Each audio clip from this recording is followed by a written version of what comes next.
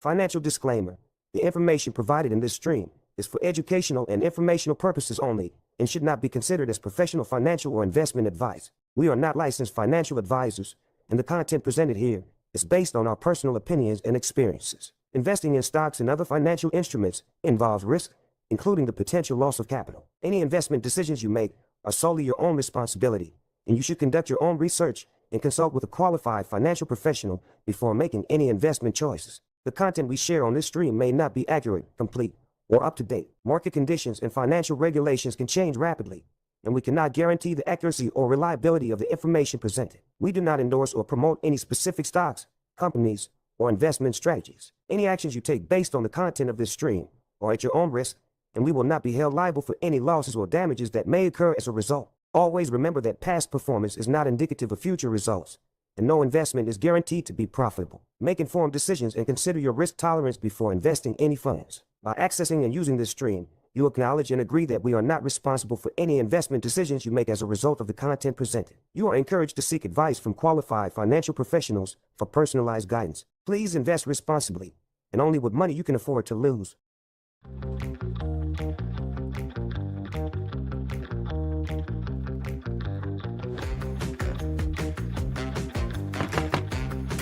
Hey man, just found the next guaranteed multi-bagger. Hey man, you found another one? What is it this time? Come check this out.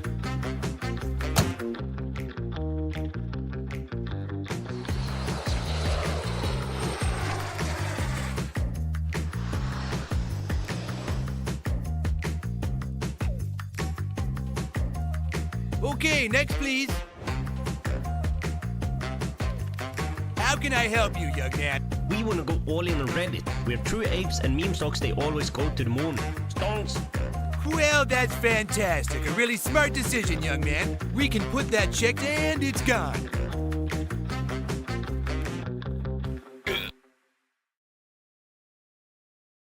Hello everybody, welcome to the Laughing Stock. I'm Redneck Johnny and Ranger Dane is here with me today. How are you, Ranger Dane? Good, how are you?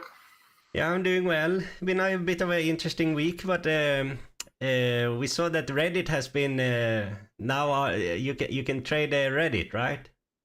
Yeah, I like your good background choice. Yeah, it was well thought after. Like, you know, the intro videos, we kind of mess around with them, and this time we don't actually believe that Reddit will be a bad pick or anything like that, but we just wanted to have it to talk a little bit about it and the influence it has had on our style, because it was very influential, you know, in the GameStop history and everything like that, which initially started the building of the sheets and everything. So yeah. Yeah, this wouldn't even exist if it wasn't for Reddit. So I've used Reddit for a long time now. Whether they're going to be able to monetize it correctly and it's going to be successful, I don't know. I really don't know. I picture things like Twitter, and that was tough. But also, Elon Musk bought Twitter for a ridiculous amount. So no matter what, it's an asset. It's worth a lot to someone, I'm sure. But yeah, and I mean, even with all this wildness with BNED the past few days, especially kind of yesterday and the day before that, now we have a Reddit board too. So yeah, things are using Reddit as always. But yeah, we gotta give credit to Wall Street Bets, the whole community there. You know, that's where we all kind of stumbled upon GME and Roaring Kitty for that matter, or Deep Effing Value. I'll just say on here, try not to use his actual name. yeah. But yeah, did you buy any Reddit? No, I haven't, but I saw there's a lot of news about it now, of course, and no, but to your point though, like we will go into it more very soon, but we have kind of jumped the discussion. We have taken it from Seeking Alpha into Reddit, and it's just a clean and, you know, good surface to use, and I've also used it for a long time, also to get help for building the sheets and stuff. And it's a lot. Like, I think I've been a user for a long time, and it's exciting to see them, you know, try to try to get to the next phase and all that. So yeah. Yeah.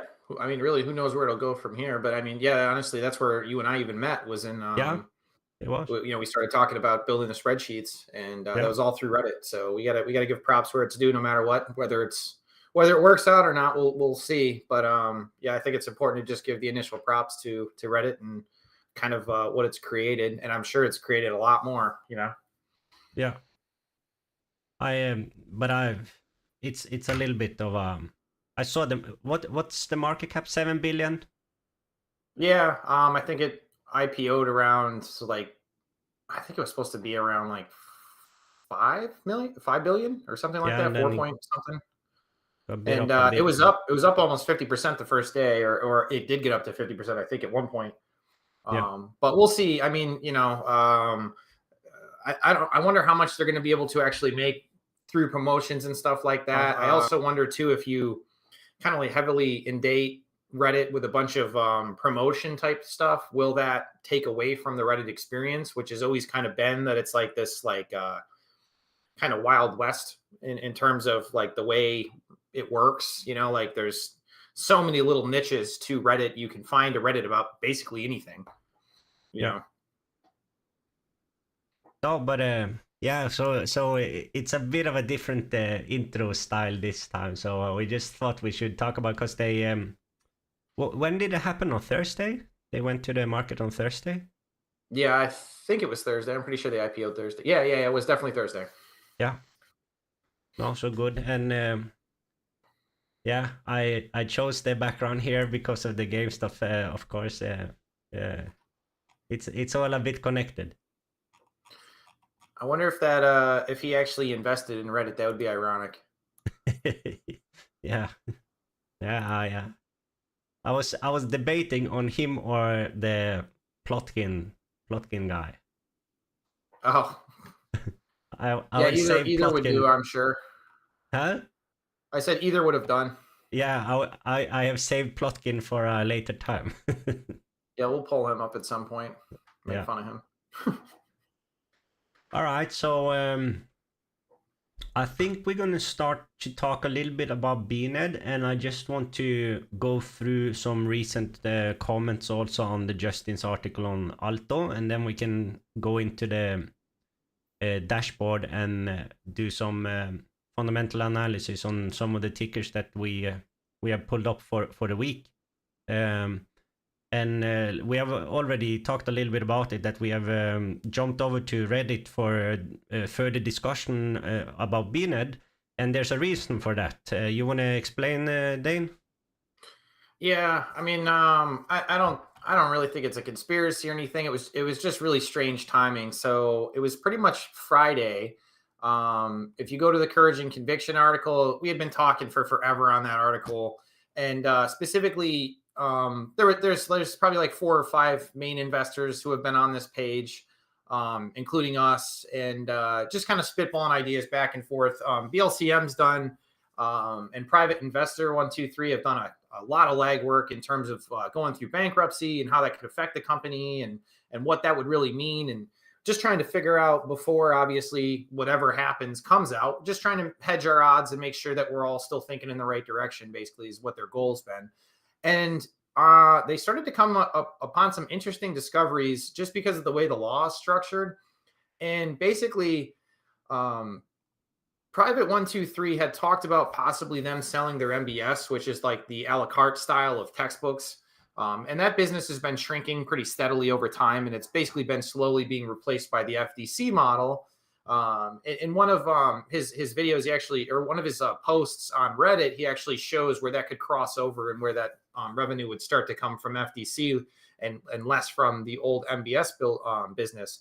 But as they were talking through the bankruptcy structure, it came down to that those contracts essentially are binding. And when it came to a bankruptcy, because they would be breaking those contracts, and this is me how I understand it. So, if anybody's in here and can correct me, please do. But it sounds like because those contracts are binding between the school or institution, I should say, and BNED, that if they were to break those contracts in bankruptcy court, the schools would actually have the ownership and rights above the creditors in terms of getting their money back for the damages caused by breaking that contract. So what that means is that if you were to push this into bankruptcy as a creditor, you wouldn't actually get your money back because the schools or institutions would have the ability to claim that as their money first.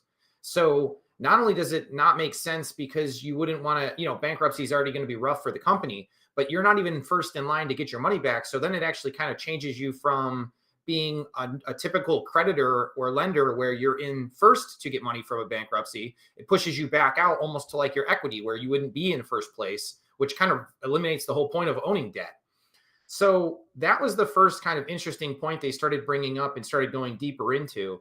And then furthermore, they started talking about, well, if you start to think of these contracts then as basically like private contracts, and that they're almost worth their own IP because it's basically a business partnership that is an actual asset. They started going into what would those assets be worth, because just on a relative valuation, they had talked about the MBS building or business. If it was like, let's say 5 times EBITDA, if let's say you were going to come in and you were going to try and buy that business and you were going to buy it at 5 times EBITDA, well, it could be worth anywhere. I think private investors said from like 20 million to 50 million, which would obviously alleviate some of the debt issue, but it wasn't, that's good. It's huge.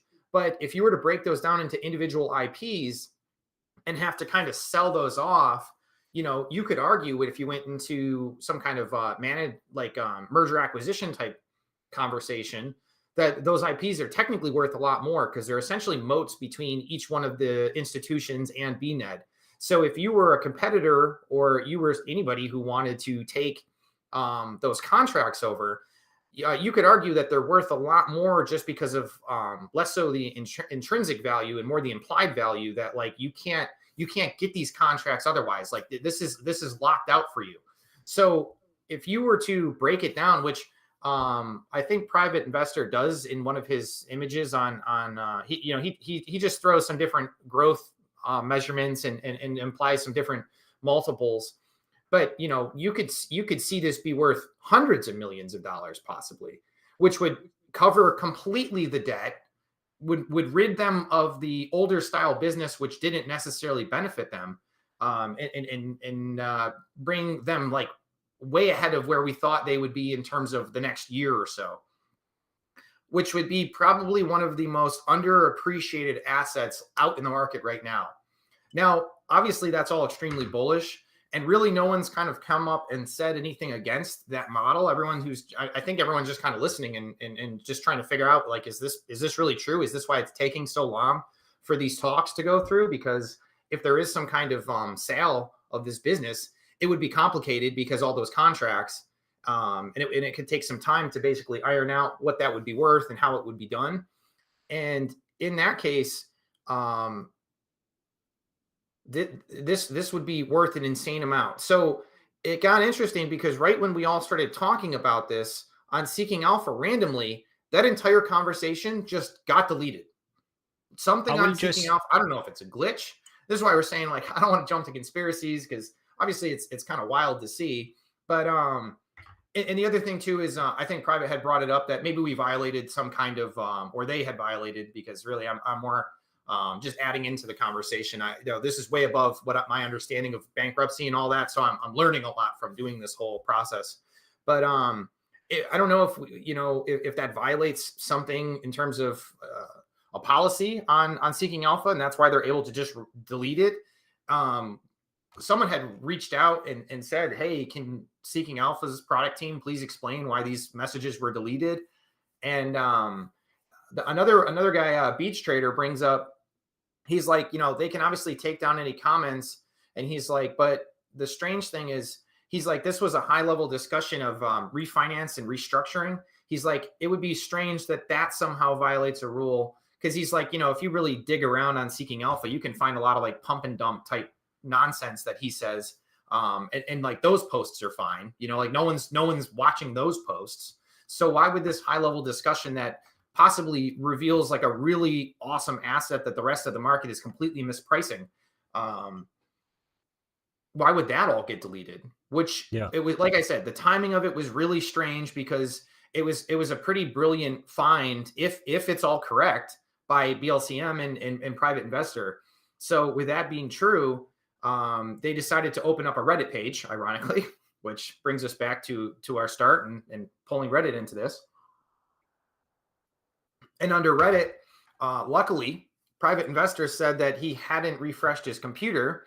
So because of that, he still had all the old comments before they were deleted. He was able to save them, and he made them as a downloadable file that's now on the Reddit page, which is just RBNED, if you guys want to check it out. So I have pulled it up here, Dane. Perfect.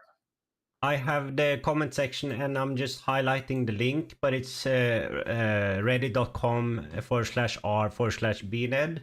And it looks like this. There's a lot of good discussion going on there right now. But also everyone is very clear, like they're putting disclaimers out and all that, like we also do, and you need to do your own research, of course. But here's the document that Dane were referring to with the screenshot of most of the comments, and it's a lot. This is a lot of conversation that has been deleted from Seeking Alpha. Yeah, and so Johnny, if you scroll down to page, I think it's 6. Yeah. The first comment there is kind of where this all began, which was it says according to his thing yesterday. So this must have been Friday or Thursday. I'm not really quite sure because, like I said, this is just him reposting it. But he said it's in connection to how you're explaining the value of these contracts. I was thinking how these contracts would be worth outside of bankruptcy, and if they were just sold to a strategic. If you look at BNED's 10K where the actual IP is broken out, it's mostly just a customer relationships. He's like, the IP has a carry value that's been amortized. So he's like, so the value of this IP has to be substantially more than what's on the current balance sheet. The value of MBS can't be coming from the selling of textbooks, but it's actually the 555 contracts, which has a lot more value to the ed tech community. If the plans to sell MBS as a regular wholesale company, he's like, that's where he said the 20 to 50 million would make sense. He's like, however, since there has to be bidders for the true value of those contracts in a competitive ED tech space, he's like, they could be looking at a really hefty price. He's like, that's probably why BNED rejected the buyout offer from Menlo Park, as they were undervaluing the customer relationship side of things. And we can go through these too, because it's a kind of a conversation back and forth with BLCM and private. But like I said, it really gets deep into the conversation, and I think it brings up a lot of points that most of the market is missing. And if these guys are right, this is worth a lot of money. And if they were to sell this, it would make BNED go from a possible bankruptcy case to a business with a ridiculous amount of cash on their books, or possibly, and an FTC business that's growing and has basically like a gigantic moat. So, and we've already talked about the whole DOE. I think someone had commented on the Reddit page, and I just kind of responded to him because they were talking about, it's this melodic ad. If you go to the Reddit page, Johnny, I have it here. He said it's important to note the growth of free OER at universities, which is affecting long-term sales positions and valuations. He's like, this was brought up a lot in the Department of Education YouTubes recently.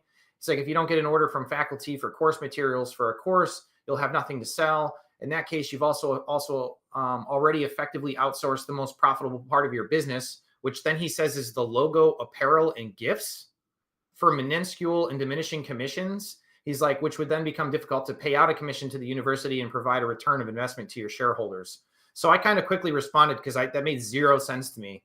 And I'm like, the fact that the DOE's proposal now is pushed to 2025 or even 2026 kind of makes that a moot point, at least for the next year. And I'm like, you're mistaken, as the comments are related first off to the legacy textbook MBS business, which is what they could sell off. If you followed the Department of Education's last written proposal, it basically would continue to guarantee inclusive access programs due to the clauses about having to provide textbooks at a discount and after the 10th day payment period. Institutions couldn't possibly meet this demand on their own, even in an opt-in scenario. I'm like, the logo apparel is such a small part of the actual sales. I said I was surprised that you think that's what generates cash. And I'm like, I would suggest that you read through the previous comments, just because I feel like it's a little misguided on what he thinks is going on here. And then the other point that I like to bring up is, even if you look at the OER programs, they always fail to explain how they're going to continue to grow and provide value without costs to the students. and allowing also programs to monopolize the OER model, which was that was one of my original criticisms of Nicole Allen in her what was the group? Spark. Yeah. Yeah, Spark. You know, they always keep saying OER is going to be the future and that everything's going to be free, but we all know that's not true, and we know that's not how it's going to work. And then if you just look up some articles, which I've done on previous streams, they constantly bring up how OER is a charge to the students no matter what, whether it's to the universities and they charge it through their tuition costs, or they end up making you pay like a service or a subscription fee. So once again, now you're going to create a monopoly where it's apparently free knowledge, but you're going to argue that that monopoly at some point doesn't want to raise the prices and that they can't just charge students whatever they want if you all switched over to an OER model. I find that hard to believe. But so you kind of have to bounce back and forth between, you know, it's kind of tough now because you got half these comments on Seeking Alpha and the other half now is on Reddit. But there's a lot to go through, and I really think there's a lot of value added here. And like I said, if you look, Private put a picture on here, and he says back of the envelope model of what potential 717 FTC contract revenue could look like. He's like, this doesn't assume the 555 MBS contracts. So this is literally only half the business essentially. MBS has 2 million students, and BNED has 4 million students. He's like, these contracts, once fully converted, have the potential to get a SaaS-like multiple, which could inherently increase the value of the business substantially. It's also assuming the convert in 2 years case, having triggers to what it could look like if they were to do 3 years, 10% faster, 5% slower. He puts all that in there. So if you pull that up, you can kind of see where he ends up seeing how this would be valued and where it could be over the next few years. So and after the picture below, that's the one where he talks about the inflection point between the a la carte business and the new FTC model. So I don't know. I think it's really interesting. And, you know, if you start to look at what total net sales could be, it's a lot. I mean, you know, he goes into 2027 with his model and has different adjustable rates, but, the business would be doing really well, even in a rougher scenario. Yeah. So, and I was thinking, I think it's a lot of important information brought. Yeah, and I feel like this was we talked a little bit about it before the stream, but this was like a bit of a different value in the news, right? Than the other ones have been very high quality, but it's a bit still hypothetical. This is a bit more concrete, and if this is accurate, it's starting to look very good for us, right? Yeah, and another thing that BLCM brings up afterwards is he said if you take that FTC, that the FTC models are basically converting everything into digital content slowly. That's why you have to look at it from the ed tech space, because this is more of like a tech SaaS type company now. And if you start to go away from the 100 million in revenue from physical textbooks, if you assume that the 555 contracts were doing FTC revenues, which potentially, let's say another company comes in and buys those contracts, you could argue that if they converted them into digital stores, they could be worth a lot more. So if you go from basically from what digital's done from previous physical copies, he said you could argue that the revenues from this would jump from anywhere in 100 million to over $1 billion in potential if they were going to sell it at a retail multiple. And, you know, I don't know exactly what SaaS type multiple they would put on there. I guess I'd have to try and look for some kind of similar example to see what kind of multiple would fall on these things. I don't know if they went further into that and if they argued. You know, I'm just reading through some of these comments on that page that, or these are the original comments that were deleted from Seeking Alpha that Private Investor put back up. But, you know, people are talking about buying calls now. And you know, if we're able to get past the April part and what these contracts would be looking at, They could be worth a lot. Yeah. Yeah, and we're gonna know in, before a month's time, Right. There's a very near-term catalyst here that will give us a lot of information about which direction this is going in. Hopefully, at least.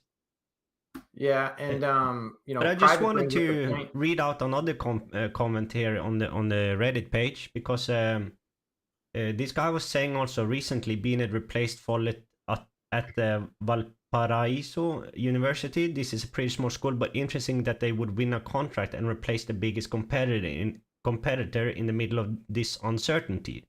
You would think that they have some confidence in getting something done. This happened this month. So they are still doing business and of course they kind of have to do that, but it's still good to see, and that people are reporting about that as well. Yeah, and Low Pros brings up a good point. He's like, this is not speculation. He's like, and he's like, it would likely seem that they're going to indicate they're not likely to go bankrupt. And once again, this melodic character, who, if you look at the other thing, if you look at this melodic character, they have like they have four comments in their entire time here. So who knows who this person even is? But he said sometimes colleges are just not aware of the business climate. So much around their vendors and BNED is running business as usual. So he's saying that this entire university is so blind to what's going on at BNED that they just accepted this contract without looking into the business at all. That's his counter argument. Yeah. Yeah. Well said.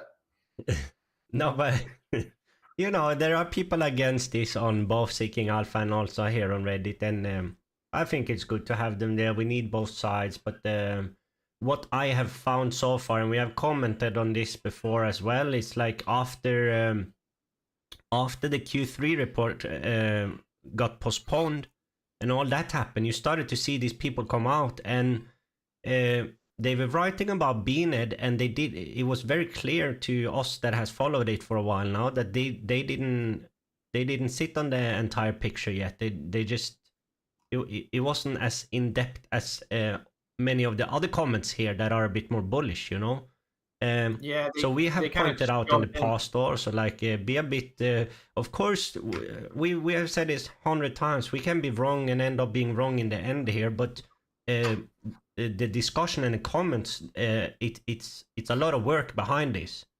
It can still be wrong, but we have pointed out like actual mistakes in what the other side has said, and commented on. Yeah, and that's why I said too, it's always good to see your opposition. By the way, hey NASCAR, he just had a comment saying that small caps have really slowed down since the holo euphoria, and yeah, but I don't really look at large measurements. We're deep value investors too, so we look at a relatively few small caps that we find value in. So I don't really like to look at like an ETF and say that value doesn't perform. I think that's a really elementary way of understanding how markets work, and it makes me think that you don't you can't even. It's weird to say that something could be value, and that you consider that it possibly be 2,000 companies in an ETF that are value. How can there be 2,000 companies that are value? Like, it just doesn't make sense. Like, not everything's on sale, at these ridiculous prices. Maybe in like a major market sell-off. But, we're not talking about that. We're just looking at like very few companies that we find that, like, in BNED's case now, there's possibly an asset that's, particularly completely mispriced. Because, you just think about it. What you imagine if they sold this for $1 billion?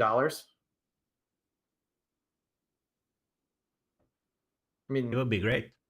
Yeah, it would be ridiculous. Like, what would that do to the share price if all of a sudden they generated 800+ million in cash? Yeah. I will say though, I touched a little bit upon it earlier, but and I know you have said it as well, that you have learned a lot in this process of following BNED, and I've found a lot of it very complicated, and I've had to read like multiple times and talk with you and talk about it on the stream and stuff. follow the comments. Uh, Yeah. Well, and and there's that's why it's deep value. yeah, but my point was that there has been a lot of different scenarios being pointed out, and it's a bit tricky maybe for someone new coming into this to understand it all and like try to figure out all the options. But I feel like I said, this was a bit different. This one that potentially changes a lot. Right. And another thing, I guess, the one chance that BNED could possibly go into bankruptcy is with a pre-pack deal, which is basically that they bring all the parties together and they kind of come up to an agreement in how the bankruptcy will be performed. But they would literally have to go to every institution and get them to agree on that. So one of the arguments is that that pre-pack is going to be what kind of bankruptcy they're going to have to go through. And he brings up the point, and it's like, do you think that BNED really got 1,400 stores consents to go to bankruptcy in that short of a time period? He's like, I have no idea, but I highly doubt it. He's like, would you think about it? Like, what do your counterparties gain by signing on to a pre-pack? Not much. He's like, ask yourself, are universities and colleges your standard entities that get involved in a bankruptcy? He's like, no, these are institutions. They're not investment banks. He's like, most likely they'd have a general counsel, or if the institution's large, they'd have that and several associates.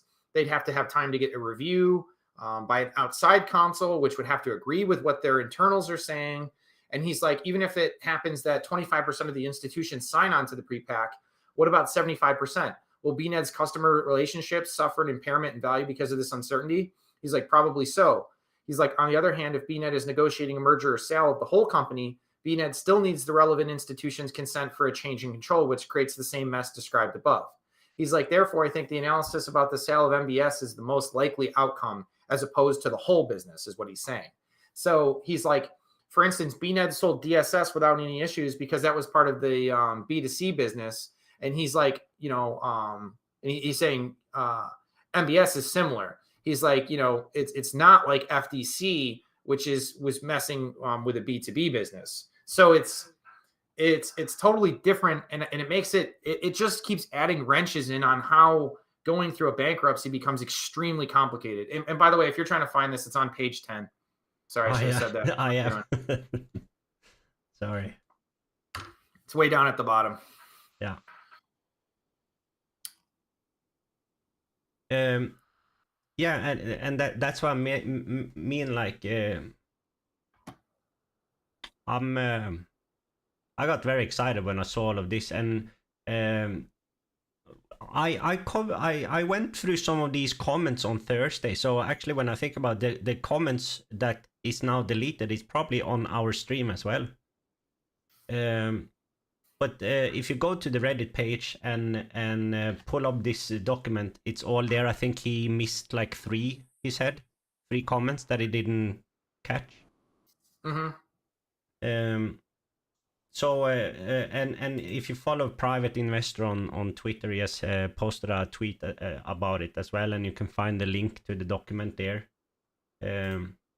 But yeah, it would be cool if anyone's watching that is also interested in BNED will join the Reddit group, and we can have conversations there too. Yeah, I haven't even brought up Twitter in a while because Private Investor and I message quite a bit privately. So yeah, just going over things. So yeah, we'll see. But sorry, I'm just reading some of these comments here at the very end of this because he was saying, so on the very last page of these conversations, he's like, the statute does void the contracts if they're assigned without consent. It applies here because the contracts involve funds under the Higher Education Act. He's he quotes an example of how this has happened before, and he says GNMA's mortgage-backed securities contract could not be assumed or assigned. So he's like, that's an extremely valuable safeguard that's this statute creates for BNED. And he's like,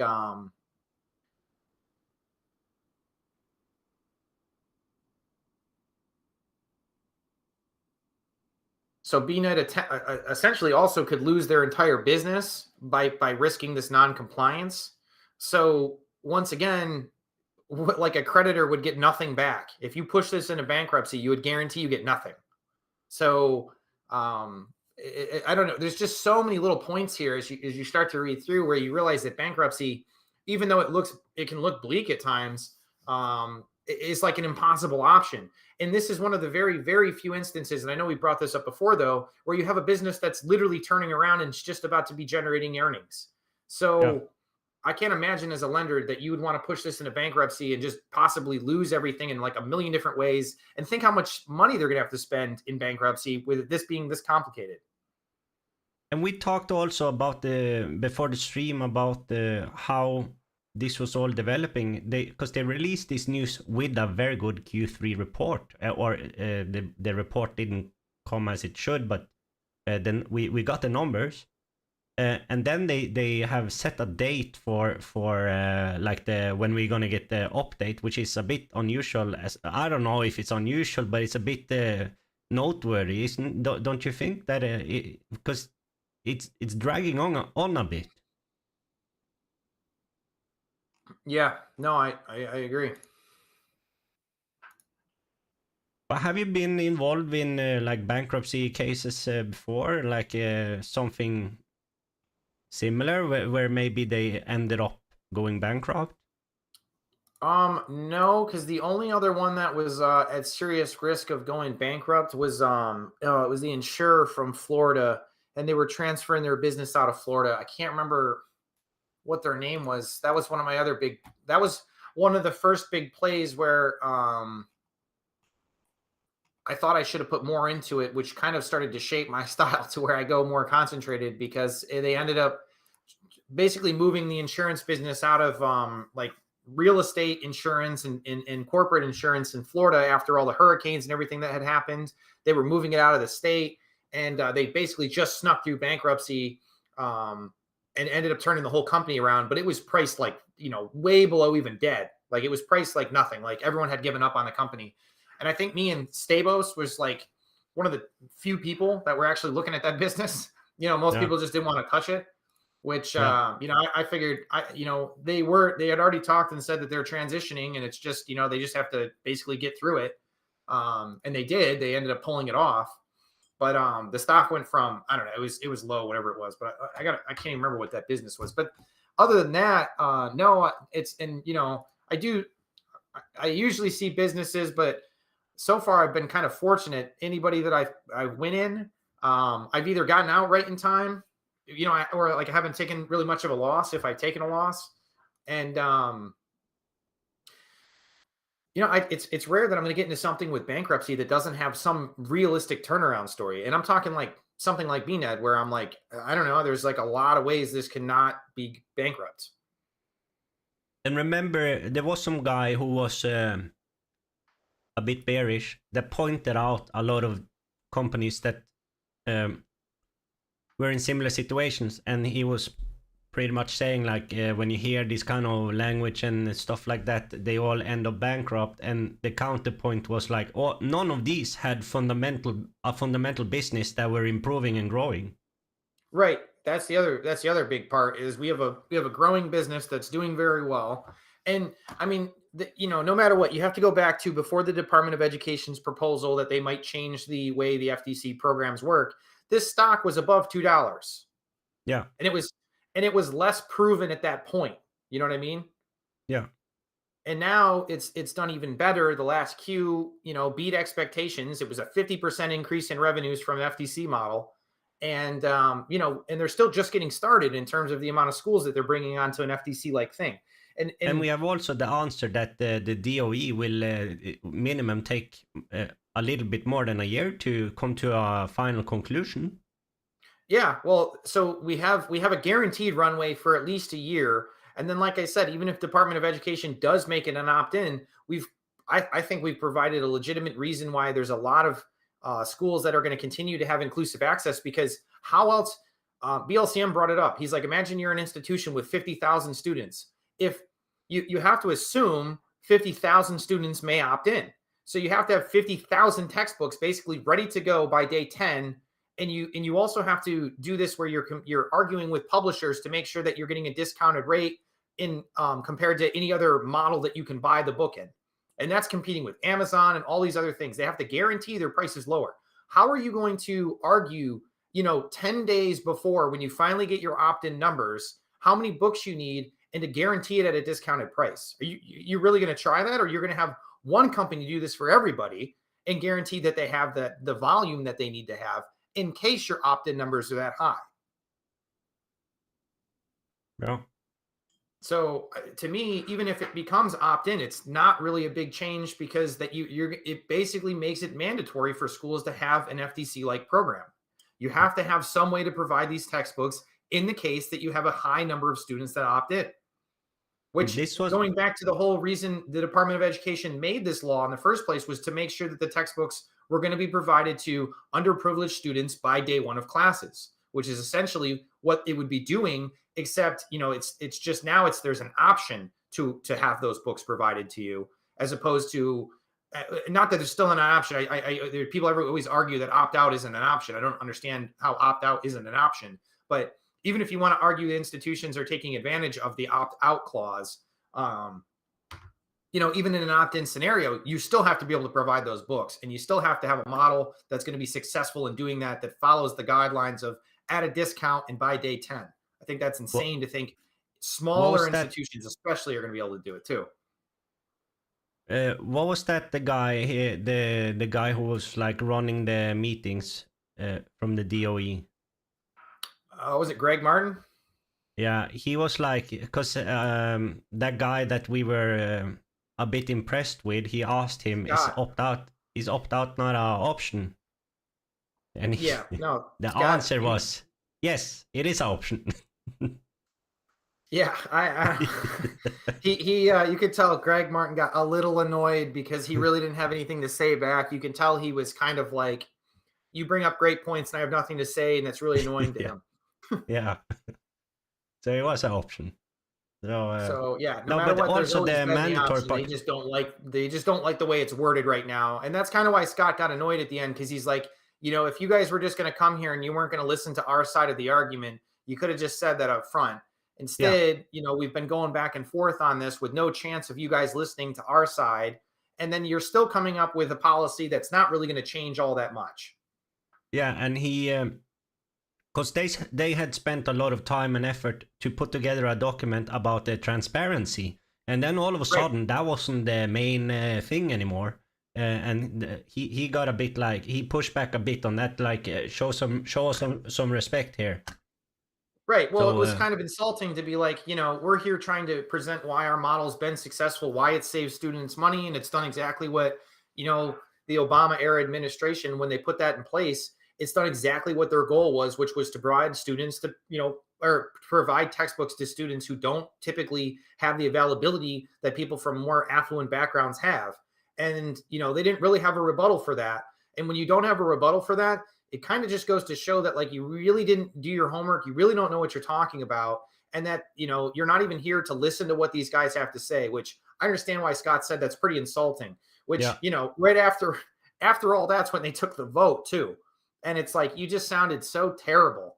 What do you think's going to happen in a vote after you go over it like that? Yeah. And they even said after the break, they came back and it's like, okay, enough. We're not going to change our view. So there's no point raising anything, any arguments against us anymore. But if you have some other comments, feel free to come with them. So they kind of locked them in also, and then it went to the vote. Right, which got shot down immediately because everyone's like, absolutely not. Yeah. So. Yeah, and he actually did. And I was saying, I was going to point out also, because I know there's been some comments in the Seeking Alpha article that he couldn't find anywhere that it was that they were saying or writing that it was going to be mandatory. But that was actually, if you go and watch the videos and the transcripts, it was actually a question that directly asked about that. And the language was a bit vague, so I understand that it was hard, but the interpretation that at least we got away from it was that it was pretty clear that he said yes to that. It's going to be mandatory. Right. Yeah. So, yeah, and we've commented on that before because there was an argument from oh, what's his name? Like, I think his name was like Jay Yoon or something on here. And he was saying, yeah, Jay Yoon, and he was saying that it doesn't seem like it would actually be mandatory. But he really fails to back that up after he says it. He just disagrees, I guess.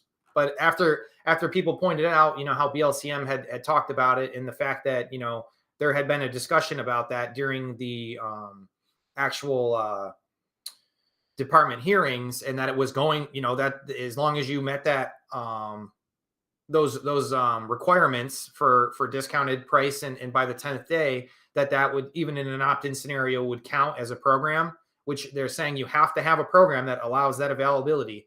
So after they said that to him, I think he kind of stopped talking about it, but I don't know, we'll see. Yeah.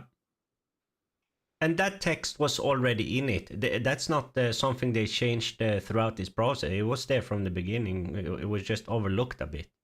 Yeah, well, in the interest, the thing that was tough about that specific part is they actually brought that up later on. It wasn't in the initial talk about it. Was as kind of after their break, and well, I can't remember, Jillian, I think her name is. She was the one who asked the question afterwards, because it was kind of the other thing too is the way it's worded too. Like it's kind of weird because the way they write it in the I guess the law, or however you want to say it, whatever it's called.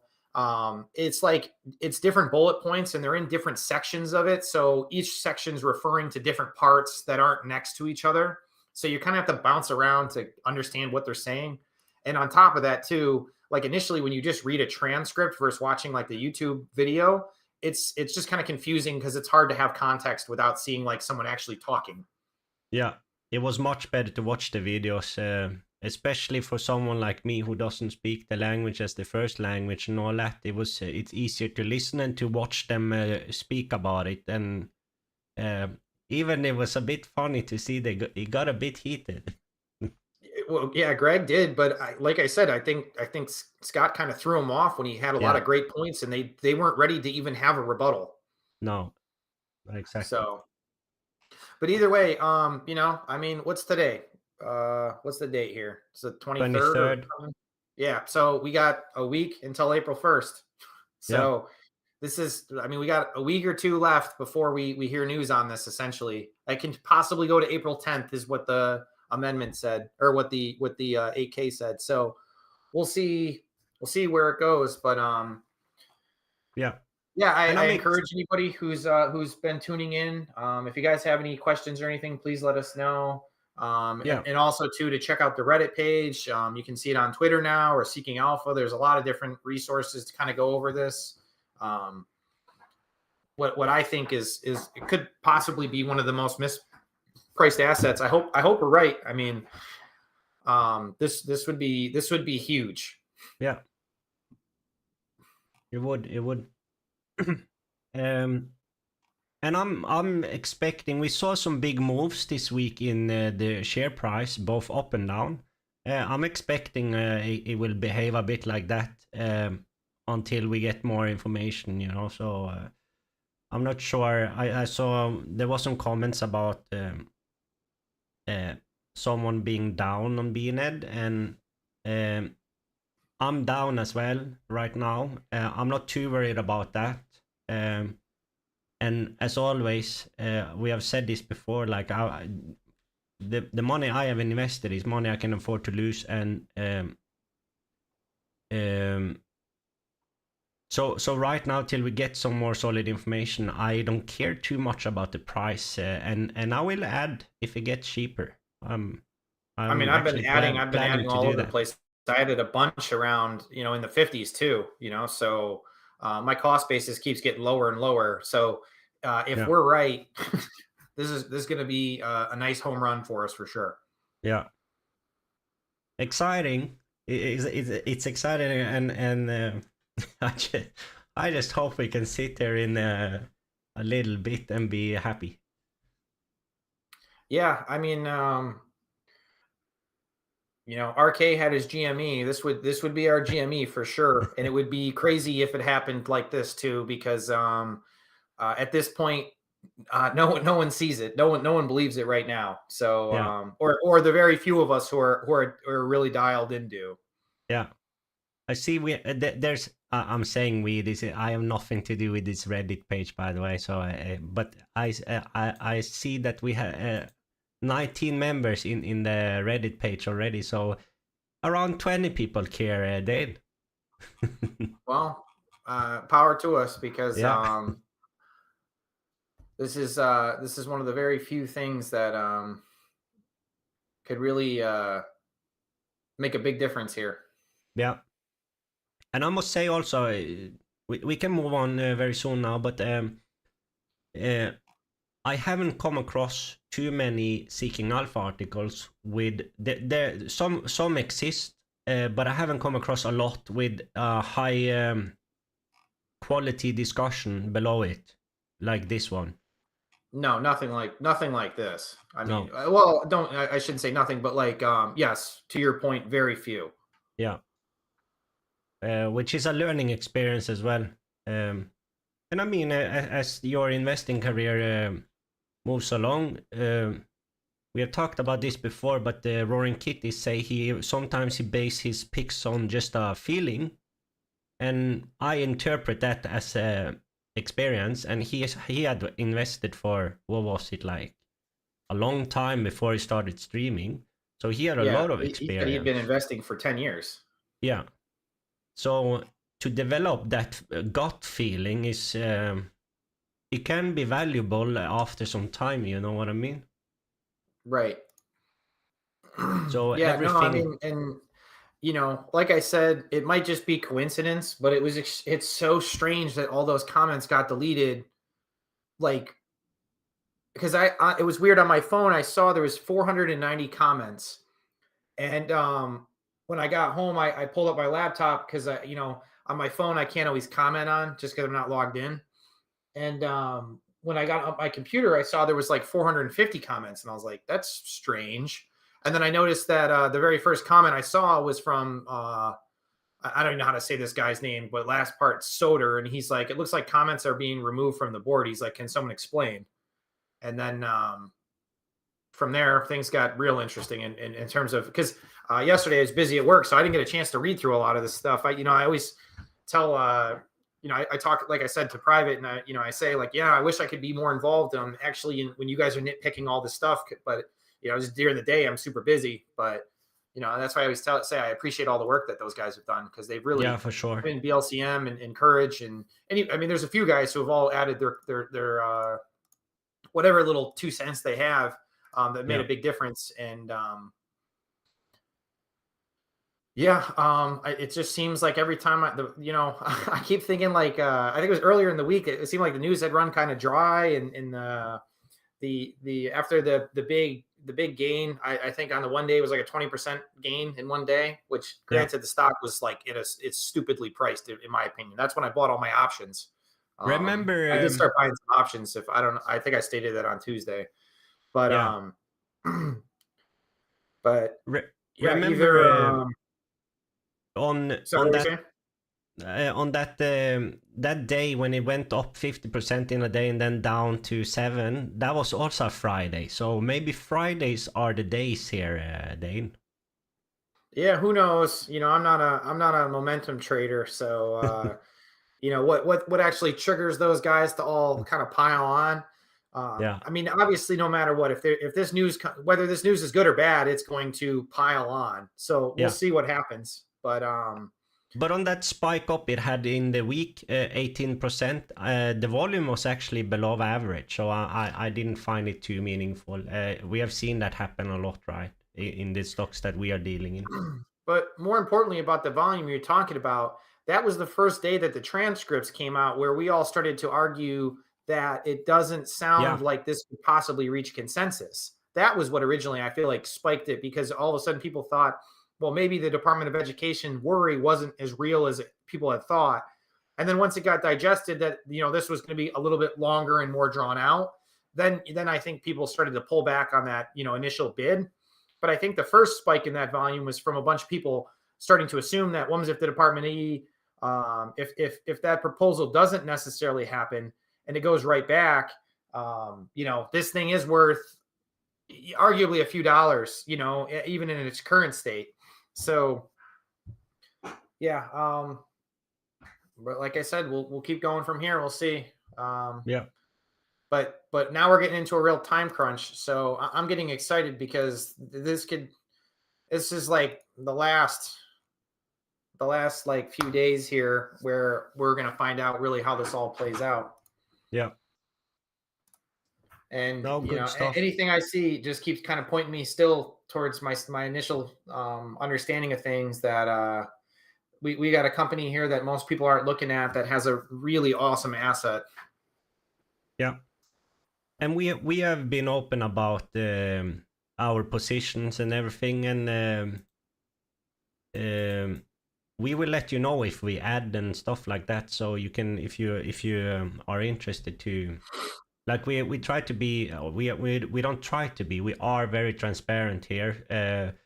Just so we talked about this before launching the stream. It's no point holding back any information. We need to be genuine and real, and that's what we're trying to do. So I'm planning to add if I get some opportunity this week or in the near future. So that's my plan. Yeah, I mean, I pretty much pumped a good chunk out. I'm leaving some money to the side just in case there's a rights offering. But for my portfolio for the laughing stock, my current portfolio percentage with my option contracts is 67.6%. So 2/3 of my portfolio is in this, just to give you an idea, guys, of how bullish I am and how serious I am about if this is a home run, I want to hit it. Yeah. So you guys can insult me later if you think if I'm wrong. Yeah. But like we have said before, you have to be allowed to be wrong. I don't understand the mindset of people that try to make people look like idiots because they are wrong, because everyone is wrong in their investments. You know what I mean? And in fairness too, I want to say that like 50% of this portfolio I acquired in the last like 4 months due to some good picks. So even though it would suck to be wrong on this, the portfolio is so far ahead and beyond where I thought it would already be that I'm willing to continue with my strategy. And we had talked about earlier on that we typically set stop losses and whatnot. But this is a unique situation that I feel like you're going to rarely run into. Yeah. And I always go back to a bunch of quotes and stuff I've heard, and maybe I'm just an idiot and it's all nonsense. But Buffett says you got a punch card, and every once in a while you get one of those 20 companies that are going to define you. And if this one's one of those, I don't want to miss it. I want to make sure that my portfolio is designed in a way that I really take advantage of things that I have stupid asymmetric upside, which is where I see BNED. Yeah. Keep in mind though, this is our personal situations. Do your own work and research and invest like you can, and not necessarily like we do, of course. We might turn out to be the biggest idiots here. Time will tell, but I just want to point out also though, okay, we have focused a lot on BNED and ALTO, maybe GT and stuff like that lately. But I have seen that a lot of the stocks that we have gone through in since 2024 has actually performed very well.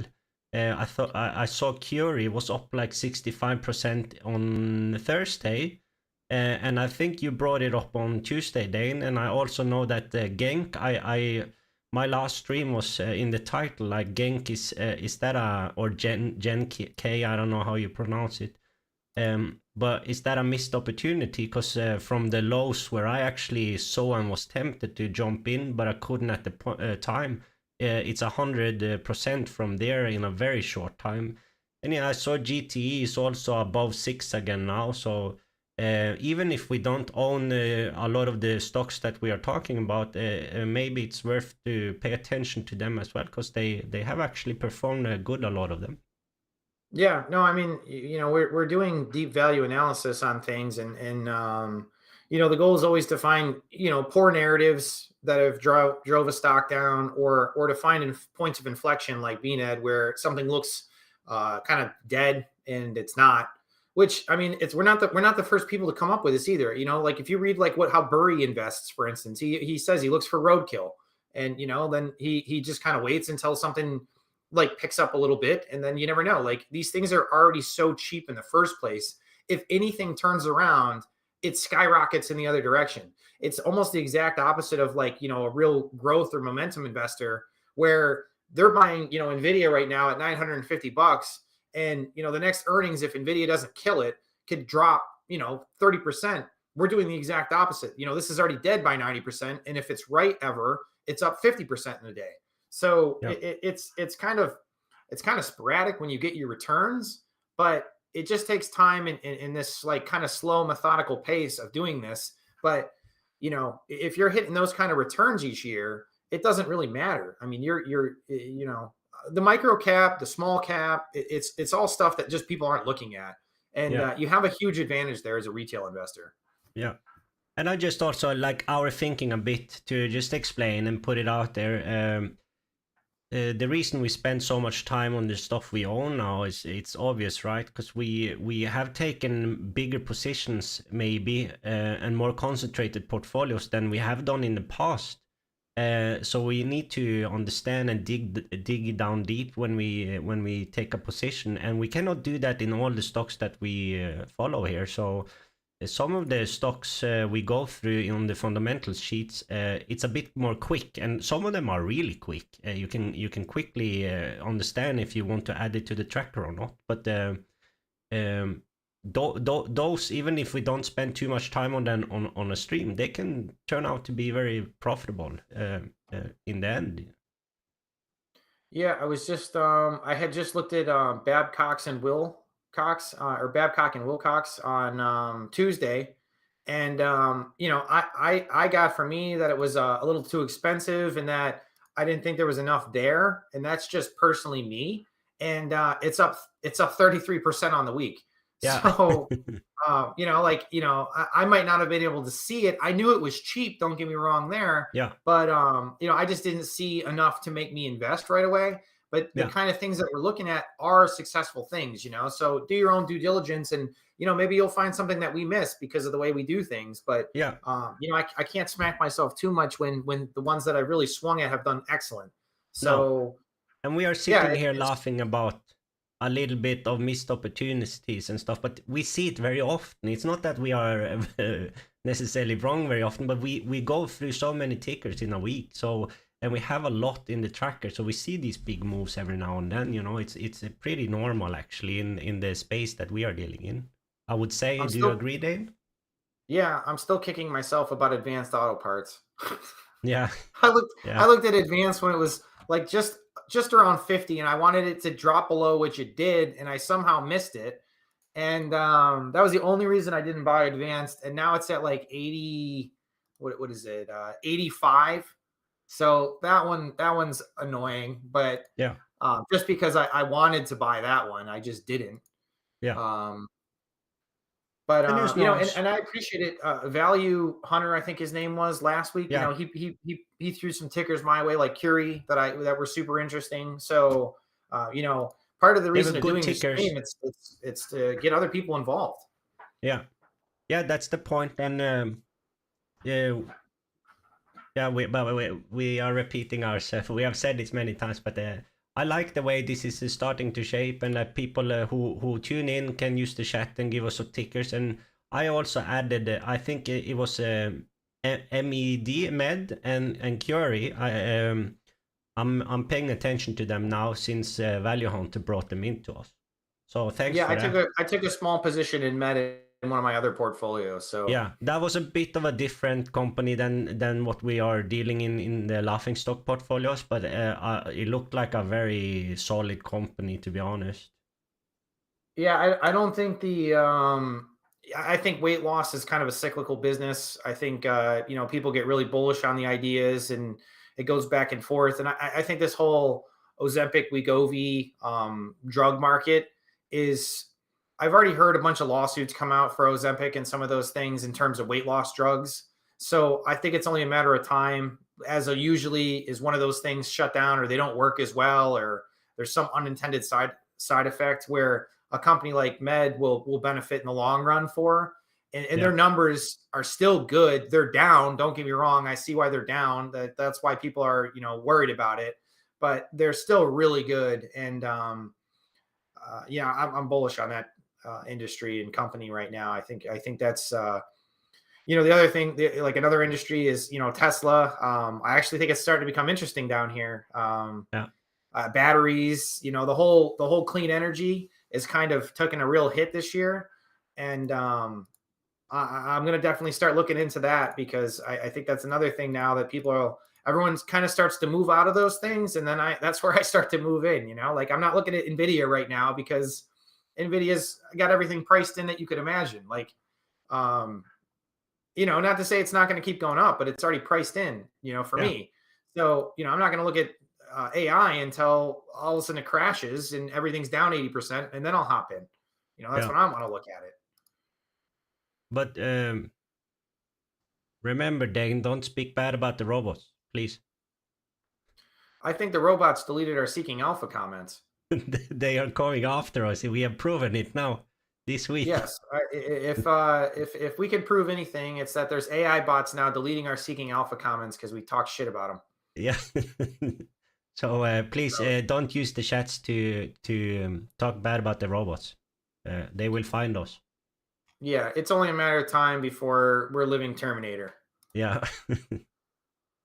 All right, let's move on a little bit. I just want to quickly pull up the Justin's article also, because there has been some new comments on that as well. They had a news on Thursday, I think it was, that Kandris is stepping down from his role. I went through it on Thursday. It's not a big thing, in my opinion. And Justin is just saying that he might want to leave the company in a good place when he leaves. And he actually did that before, because he was the former CEO, this guy. And he stepped down from that role in Q2 in the summer.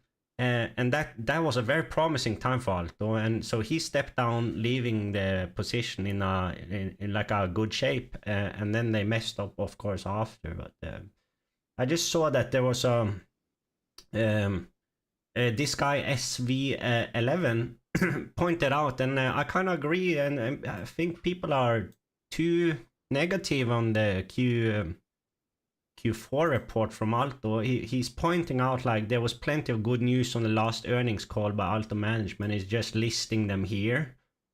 So if you have time, you should maybe read through them. We have gone through them on past streams as well.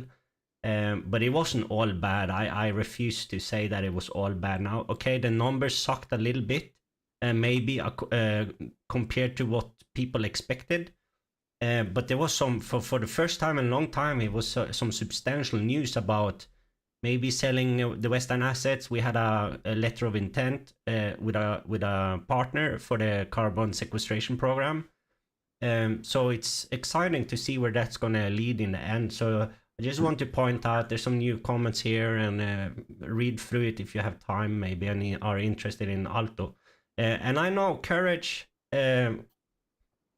said the same as us, Dane, after that call, that he thanked Justin for asking good questions. And I think, if I remember correctly, he said that he bought more, around $2, and also sent update, because Courage and Conviction has a investing group. So he sent out a notification to his group, I think he said. So just something to note, because there are some good investors involved in Alto, and it has generated a lot of attention in the past as well from other good investors that has now turned bearish and has left the stock or the company. And it's just like a development that I kind of like a little bit, to be honest. Yeah, no, I agree. And Yeah, how do you take them replace with the new COO? Sorry. I said, how do you take it with the new COO? No, he was like this guy Kandris. He was stepping down because his plan has all the time been to retire. So this is not. I don't think this was anything big, you know. And once again, they promote from within the company, which they did with McGregor, who got promoted for the CEO role earlier. So these are people that has worked in a company for quite some time and know a lot about it. And then of course you can criticize them because these are the same people who maybe dropped the ball a little bit. But I know because I've been in touch also with Justin, and it's a while ago now. But he told me that he kind of when McGregor got the CEO role, he was saying that he liked him. That he's like a straight talker and straight to the point more than maybe Kandris was. So he was pretty happy about that change. I think he even posted like he was very glad that he saw that they promoted McGregor to the CEO role. But I don't know. That's a long time since now, so I don't know if his view of that has changed. It may have done so, but you heard on the call, Justin was, I think, very smart because he dragged out the important question from them. And I said also in an earlier stream that without Justin on the call, I think the share price would have dropped even more because I paid attention to the share price because I was listening to the call. And around some time where they spoke about some stuff, I saw it went down a lot immediately. And then actually, I don't know if that was a coincidence or not, but when Justin came in and clarified a few things, it got up a little bit again, you know. And there's no way they would, it's no way management would answer in the way they did without his questions. And they were important points. So you can criticize them for maybe promoting from within, but these are people who has experience from in that industry, and I've also said it in the past. It's okay, they have done some bad performance the last year maybe, but it hasn't always been bad in Alto, and these are the same people involved. They've actually done very well in the past, and a lot of the quarterly reports has been very positive. And also with Justin, he has pretty much got it right on a number of occasions, more than he has maybe got it a bit wrong lately. So I'm still leaning a bit to these guys, you know. Yeah, I think the reason why I'm asking is just because I feel like management's always dropped the ball. So I think it's super important that whoever they are putting in, place of these guys is really there to run this business better. And don't get me wrong, I think and I try not to look too much at the macro environment, but it looks like, like you said, that summer and further into this year, that's all going to be better for the company. The thing that's annoying is that I think they've messed up so many times now that, like you said, in the most recent, transcript, as they're talking about how, they're deciding to shut down facilities to improve and do renovations and stuff, and try and get themselves better situated for the future. People have heard that so many times that it's going to take some true results before the market starts to appreciate what they are doing. Yeah. It's still priced, in my opinion, like stupidly low. Yeah. No, but I understand. I I have no problem understanding that people are leaving this company right now. But I've been involved for many years, and I have a little bit of a more history and paid attention to it for a longer time, I think, than a lot of the people I've seen come in after. And I know Justin has the same period as me, even longer. And it's kind of the same. Like, this is the time we have been waiting for a little bit, you know what I mean? And then of course things has developed and maybe not gone exactly like we hoped. something has changed, and some stuff are for the better, some are for the worse, but it has always been like from 2024 to 26, maybe like around there. So I'm pretty excited, and I'm checking Justin here also. Like, I thought the news on the call was fantastic and far outweighed any operating results. That's kind of my point, right? Right. No, I agree with you. So I was just trying to find and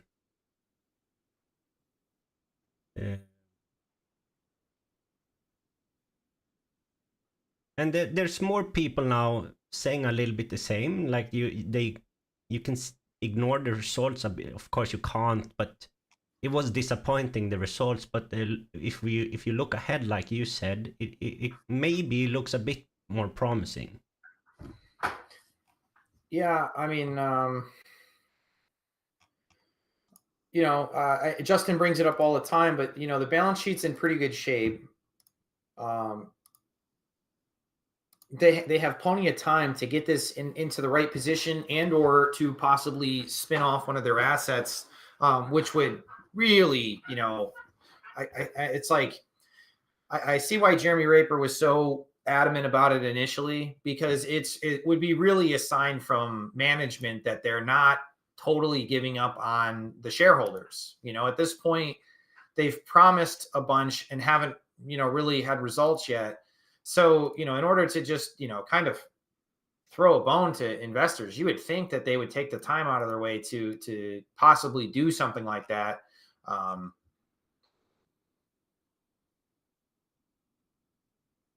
But we'll see. We'll see as they continue to go forward what ends up happening here. Yeah. I mean, do you feel like it's still in their benefit to sell the Western assets? Yes. So I do. And it was brought up after the call from many people following them, and this is the first time they actually, I don't know the English word, but they split out the Peking campus and the Western assets, the Western plants, on their balance sheet, and like highlighted the performance. And I'm not alone in this, but other people also are thinking like they want to show a potential buyer how these plants are performing, which I think is natural to think. He even said on the call, and he was joking because he was saying, like, Justin asked if it was fair to expect around 100 million for them, and that McGregor guy was joking, saying like, well, we want 600 million, but it was more a comment to, we want, of course, as much as we can. I think that's how I took it, but it was clearly a joke. He doesn't really expect 600 million. But even 100 million is like, that would be great. And Justin said as a minimum, and by the way, one of the analysts that has also followed them for some time agree with that price.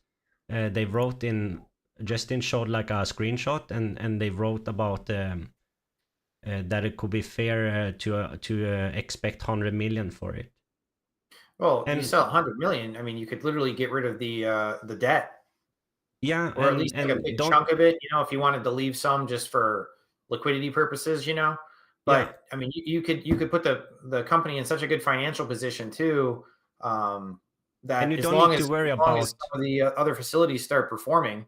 And that's also like shape. They had upgrades now and spent a lot like in capex to set them up to operate. But also the criticism there is like, this is a common theme with ALTO, that they talk about this a lot, and it's always in the future, and not every time. You get a bit disappointed, but the future for me, like I said, has been now and maybe in a couple of years time, so my horizon has been maybe a bit longer.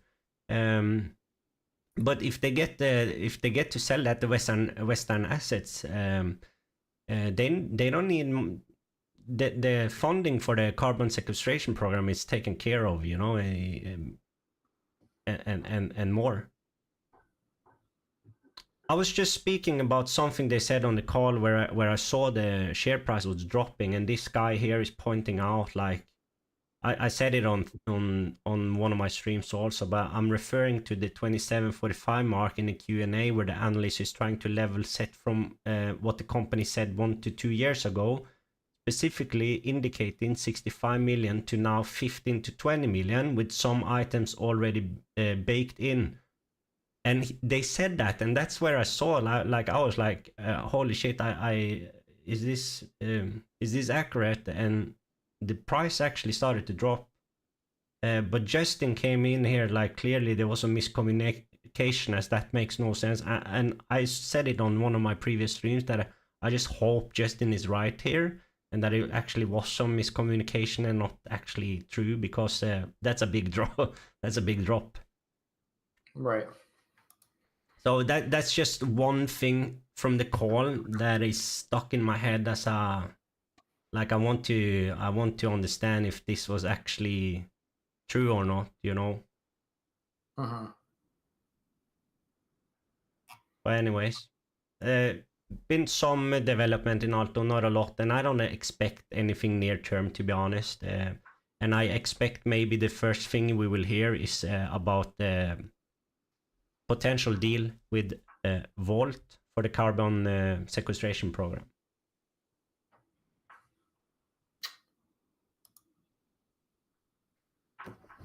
You want to jump into the dashboard or?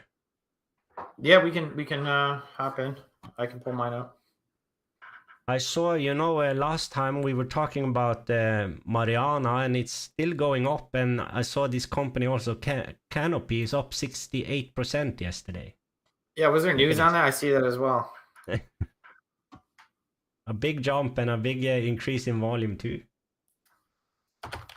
I mean, that's not the first time I feel like that company had, huge gains in a short amount of time, but then always plummets back down. Like you look at a chart like in September, it went from like a similar low up to like almost $20 on volume.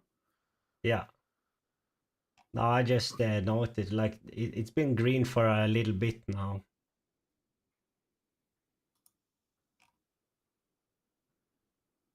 Oh, it's like a passage of cannabis legalization in Germany. Maybe Max can explain more to us about this.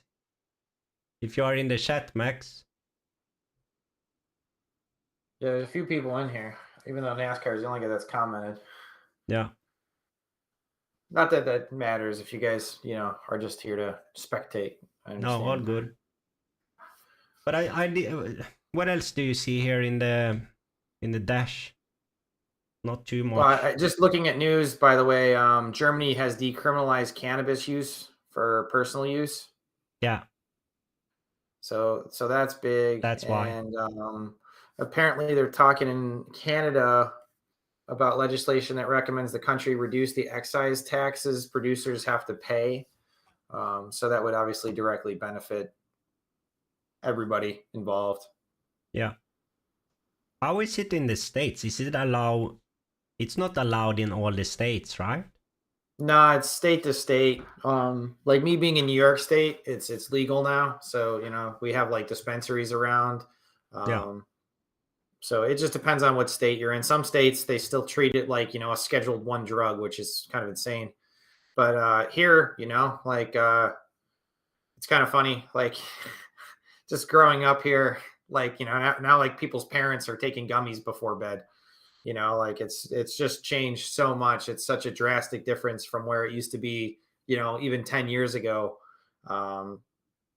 So it's funny how things change. And I think the average person now, if you've ever tried it or want to try it or whatever, if you haven't, or if you're someone who does and you're in a spot where you can't do it, like, did it really change much here in the state? Like, in New York, for instance, like, no, like you wouldn't really notice there was a change. Now all of a sudden that it's been legalized. Like, it's not like anything's happened all of a sudden that, it was a big difference.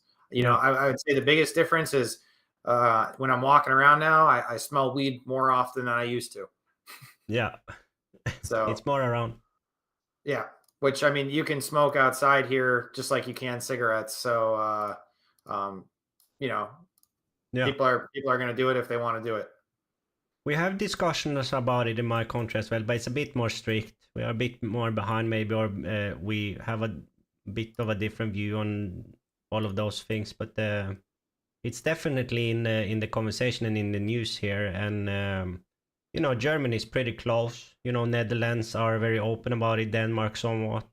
So it's moving a little bit in Europe.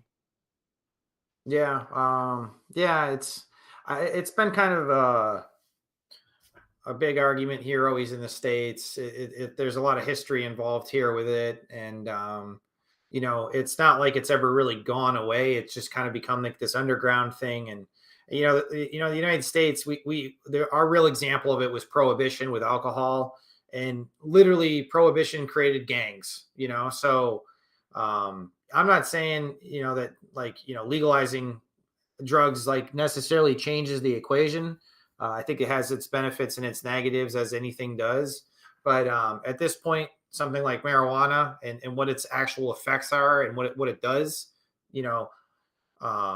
I don't think it really changed all that much. I think it was kind of strange that it was considered a drug that was so dangerous, that you couldn't even have it. To now, like, grandmas are taking it on or whatever. Like, you know what I mean? Like, it's just totally changed. Yeah. So we'll see. If anything, I think it just kind of shows that the whole canopy or marijuana play in general is more on the fact that it's probably going to just become more and more accepted as time goes on, as opposed to the other way around. Yeah. I've been a bit hesitant to look into these types of company. They were very popular when Canada had some moves towards legalizing it, and then a lot of the market after that fell a lot, right? And I've just haven't looked too much into these types of companies, but maybe that's stupid and I should have done it. But because look of this now. Looks good. Well, I mean, I don't have them pulled up right now, but I mean, if you look at like 2021, they were worth $400. So, the fact that they're at, and there might have been, I'm sure there was stock splits or something, so that $400 doesn't really mean that, but it gives you an idea of if it's trading at $8 today and that was a big gain, it's a long way off from where people thought it would be just a few years ago. Yeah. And I don't think the business itself has been particularly like a big deal. You know what I mean? Like, it's one thing if you have this super profitable marijuana business, but it hasn't been like that, as people had thought. No. I'm sure it's doing fine. I don't think it's at risk of bankruptcy. I don't want to speak too much because, like I said, I'll pull it up just so I don't sound like an idiot here. But I mean, I've looked at it before, and in my ranking of it was that it wasn't worth buying just on a business stance, not anything to do with marijuana. No, you are talking about the CGC, right? Yeah, I'm just talking about CGC specifically. I mean, I've looked at Tilray and some of the others, but a lot of times it's really narrative based as opposed to anything more than that. It's Oh, but good gain there though. Yeah, I mean, if you own it 60% in a day, it's huge. I wouldn't say no to that. No, that's my threshold, so we'll see. But yesterday, it seems like most of these things are a bit down, but not it doesn't trigger my conditional formatting, so it's not by a lot. This week was started out with a lot of green, I think, and maybe ended with a lot of red. Yeah, the CPI data came out though, and I mean, even the Fed, just in general, still, at least in the States, have talked about the fact that they're still thinking of doing 3 rate cuts. Yeah. So I mean, that came on Wednesday, big, especially for small caps. Yeah.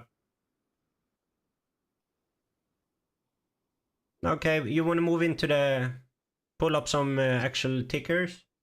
Yeah, let me know which one you want to do first. I have pulled up SST.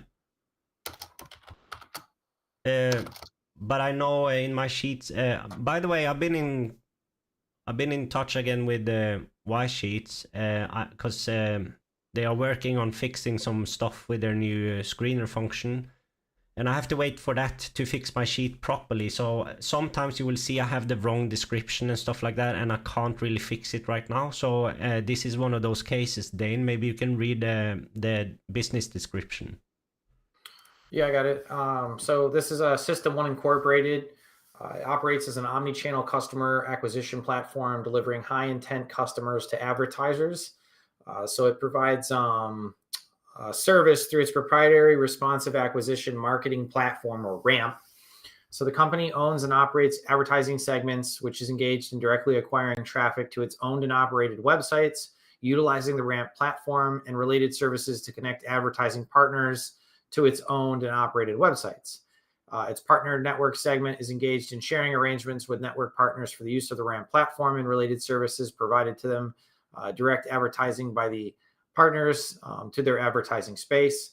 RAMP operates its network of owned and operated websites and related products, allowing its monitors or users to monetize traffic and source from various acquisition marketing channels, including Google, Facebook, Taboola, Zamanta. I don't even know what some of those are. But either way, so they're basically to connect advertisements to the right group and trying to monetize that. Yeah. First thing I noticed is it seems like they have had a sale of an asset or something, because they have all of a sudden a big bump in the cash, and it's coming also up in the sheet like 265 or something for a sale. Do you have the same?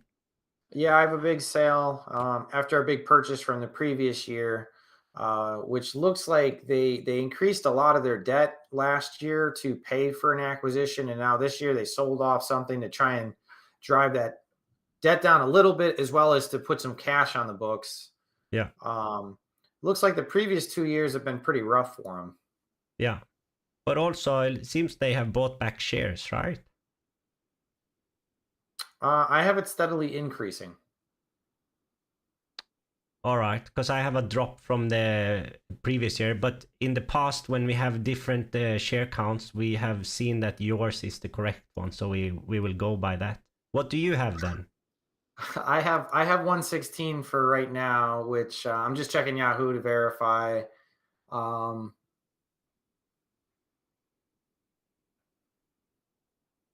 Which doesn't match Yahoo at all. How many do you have? I have 80 million. So that's a big difference. When I check Yahoo, it says, wait, no, right. Oh no, I am right. I'm under SST. It says they have 69 million on Yahoo. So All we'll right. have to figure out what's going on there. I don't know if mine's diluted. Maybe mine's diluted. Is there? I'm gonna go right to the SEC because that's the easiest way to do it. This is very confusing. It has never been like this before. Yeah, it just depends because my information too, you know, if this is a quarter off, maybe things have changed. You have to kind of assume. Yeah.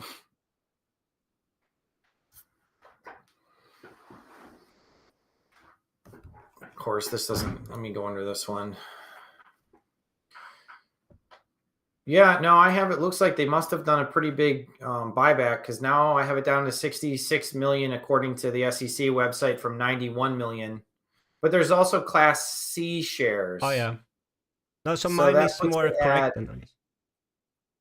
That puts it at 90 million. Because mine is going down from 92 to 80. Because, you know, if I do the simple math here, it's like 89 million or 80. I'm going 88 through. million. I'm checking Seeking Alpha if someone is mentioning it, and there's one comment saying like, no single word about 25 million buyback, and none asked for it on the call. So they have bought back at least. Yeah, I'm wondering if this has to do with like the mergers and acquisitions too, because that's a lot of shares to be moving around. Yeah. Oh, you know, they have warrants too, so mine probably takes into account those. They add the warrants. Yeah, because mine I have diluted usually. Just I don't know, Yeah. but I didn't think mine was fully diluted by warrants. I thought I chose not to do that because it's. I'm not saying you shouldn't make that assumption, but at the same time too, like it can drastically change your numbers. So Yeah, very. But they have been buying back though, because this guy is also saying it. So I guess. But in general, very few people are talking about this company on Seeking Alpha. yeah, What do you think though? I just found it interesting with the asset sale and the cash and the buybacks, but I don't see so much more that is attractive here. well, I see a massive insider buy. That's probably why Oh I yeah, first yeah, pulled it up. To yeah. be honest. I forgot to pull that off. And I It actually looks like in the past since December that they've bought like $2.5 million worth. It comes to about yeah, 16 million shares, yeah. or Uh, not 16 million, 1.6 million. Sorry. do you know that name? I tried to check him out, but I don't know who that guy is. It just says he's a 10 percenter. Yeah. So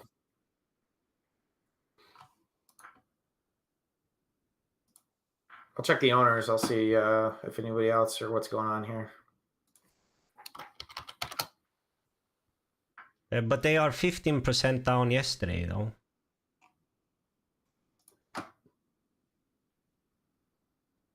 Yeah, that might have been what initially caught my eye with them. Yeah.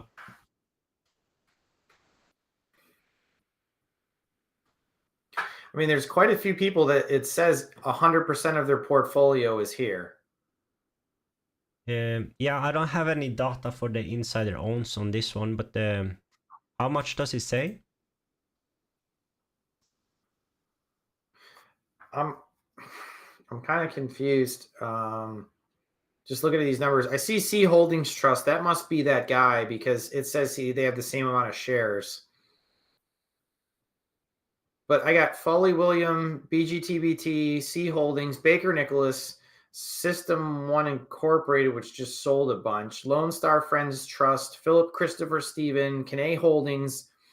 These are all people who hold almost $10 million or more in it. Yeah. And, if I just add up these numbers here, I mean, that's almost all the shares just between those few people right there. On the filing,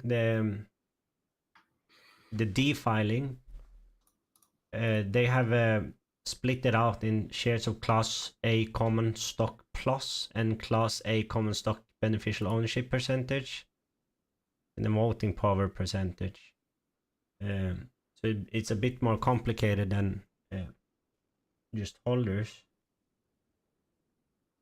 But it says that all directors and executive officers, which are 13 people, owns 23% of the voting power. And then you have that Stanley Blend guy owning 14%, and there's a holding company that is holding almost 24. Yeah.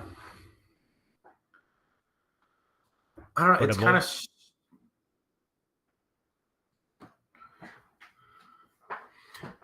One thing that they're talking about too.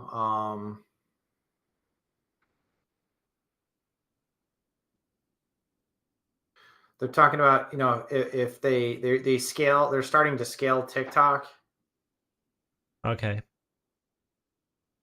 But the problem is that could possibly get banned in the United States. I don't know if you've heard about all that, but Yeah, I've seen it.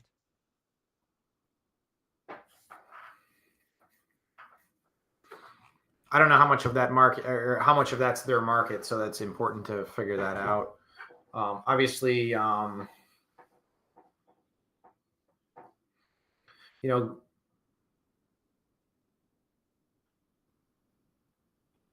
sorry, I'm just reading here as I'm talking. Yeah. Very few comments on Seeking Alpha.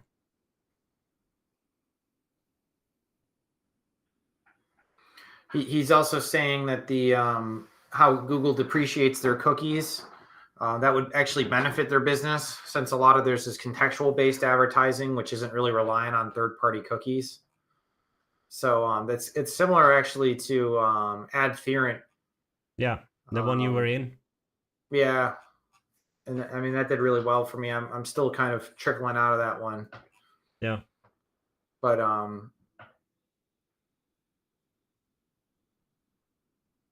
it has dropped from almost $5 though within the last year. yeah, I mean, I don't have it being worth anywhere near $5. I'll tell you that. That's one quick thing I like to point out too. I only get it worth like $1.30, $1.40 is where I'm getting this. So yeah, and that's mainly because of the low cash generation, and but the question here is, of course, what they will use that money for, and how they will, and also we need to figure out the actual share count and the warrants and everything like that. But I agree, like this is not something I will add to my tracker, I think. But it is interesting with that insider buys and the cash they have on the books. I would have to dig into why they sold that asset. well, it says they're talking about Total Security is what they sold, which provided them with approximately 240 million of cash. They allowed that to significantly delever the remaining business. The sale also included the redemption of 29 million shares held by Total Security Management.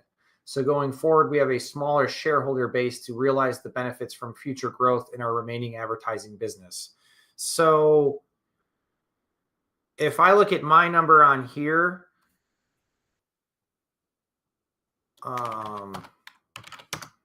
yeah, so I get 87 million share count. So my number just has to be changed because of that sale.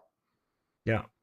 So for some reason that hasn't been adjusted in my share count here, because it's still counting those shares.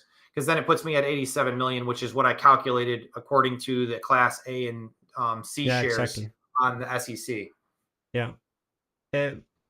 I also see that. Do you have from 21 to 22? Has the share count gone drastically up in your data? I have it going from 65 to 107. Yeah, so that's the buy, right? The shares was connected to the buy, right? Or I don't know if they were connected to the buy initially. Okay. Or if they just issued shares and probably gave some of those shares to the company in order to make the purchase in the first place. Yeah, that's kind of what I meant, because they also took on debt for that. So they must have Do you know what they bought then in 22? Because I don't have that in my data that they bought anything.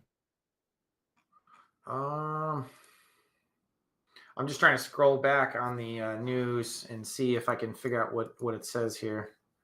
Yeah. This was in Trabia acquisition shareholders approved business combination with System 1. Also, it says, I think they've just been acquiring a bunch of things, because I have Trabia acquisition gain. I have System 1 acquires subscription app Road Warrior. I have System 1 acquires e-commerce next gen shopping company. So it looks like in 2022 they were just buying up stuff. Buying a lot. Yeah. No, I don't think. I think this at this level is even too expensive. So I'm gonna leave it. The revenues are pretty low right now, at least for 2023 for what I have. So with the amount of debt that they have still, don't get me wrong, they have a great amount of cash right now and they'll be good for a while, but they need much more of a turnaround in the meantime. Yeah. But obviously this 10% owner sees something here though. So something to pay attention to. Yeah, I mean, that's, like I said, that's what kind of put it on my radar anyway. So, but I'm surprised that you had that big of a buy and that big of a sell-off. Yeah. Because it said he bought it $1.40, so he bought right before that huge sell-off. Yeah. But,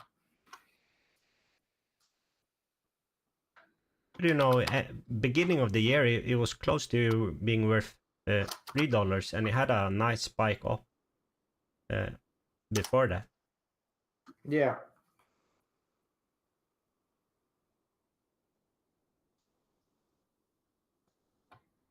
But yeah, either way, I'm going to need to get substantially cheaper for it to be interesting for me. Yeah, I agree with that.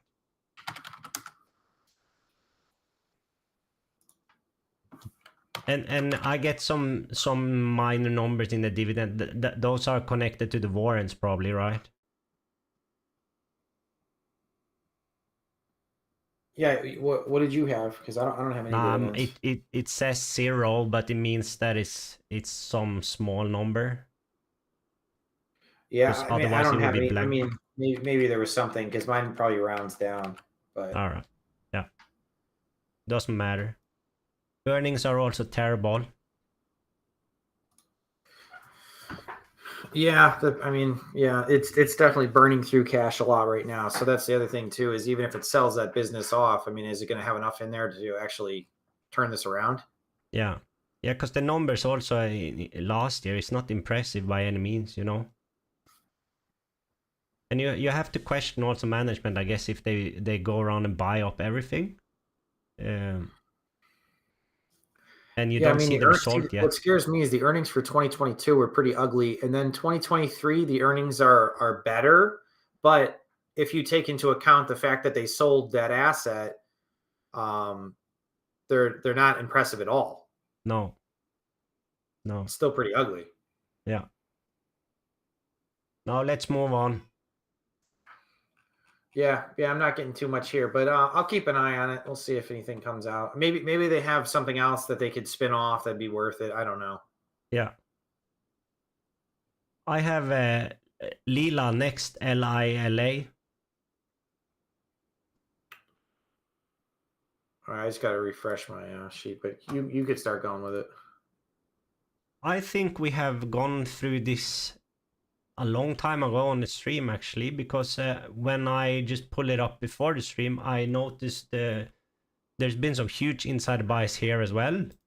Oh, this is Liberty. Yeah. Oh, yeah. We've gone Yeah. through Liberty before. Yeah, and I saw this name John Malone, and I just remember I've googled him before, and he's a billionaire, so it's noteworthy. Yeah, they're a big communication company in Latin America, essentially. Yeah. And He you know, as bought always, these carry a stupid amount of debt, but they have a gigantic moat. So that's usually why they run it that way. Yeah. Do you have a big share buyback there too? I do. I have like 13 million shares. It looks like. I mean, granted, they have 204 is what I have as mine, but Yeah, I have 205, so we have the same there. yeah, mine's either rounding down or up for you, but yeah. Yeah, I mean they generate decent cash flow and whatnot, but my issue is because of everything, I just don't see a huge margin of safety here, and I get that fair value is around 630, which it's 664. So for me, this is fine. It's just a little expensive for me. I mean, the insider buying's great, which is that's a positive always, but it's just a little pricey here for me.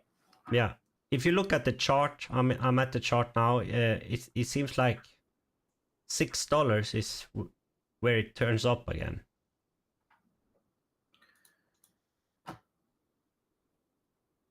Around 6, so this might not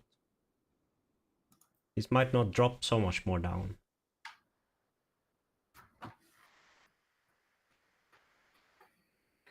Yeah, I'm gonna need more here.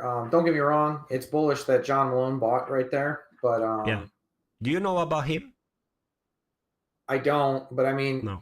He owns a lot of shares, and he increased it at $6 by 10%. So yeah, that was a big purchase. I mean, that's a lot of money.